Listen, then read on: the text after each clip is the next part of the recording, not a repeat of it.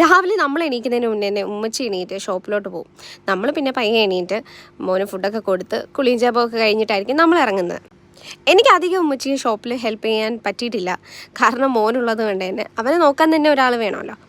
അപ്പോൾ ഇന്നും അതുപോലെ അധികം ഒന്നും ഹെൽപ്പ് ചെയ്യാൻ പറ്റിയിട്ടില്ല. എങ്കിലും ഞാൻ കുറച്ചൊക്കെ ഹെൽപ്പ് ചെയ്തു കേട്ടോ. നമ്മൾ ഷോപ്പിൻ്റെ തൊട്ടടുത്ത് തന്നെ ഹോട്ടൽസ് ഉള്ളതുകൊണ്ട് ഒരുപാട് ബെഡ്ഷീറ്റ്സും ഡ്രസ്സസും ഒക്കെ വരും. ഒരുപാട് ടൂറിസ്റ്റുകളുള്ളതുകൊണ്ട് തന്നെ അത്യാവശ്യം ഡ്രസ്സസ് വരും. ഉമ്മച്ചി പക്ഷേ ഓൾ ഇൻ വൺ ആയിട്ട് ഇവിടെ നിൽക്കുന്നതുകൊണ്ട് സ്റ്റാഫൊന്നും ഇല്ലാത്തത് കൊണ്ട് തന്നെ എല്ലാ കാര്യങ്ങളും ഉമ്മച്ചി തന്നെയാണ് ചെയ്യുന്നത്.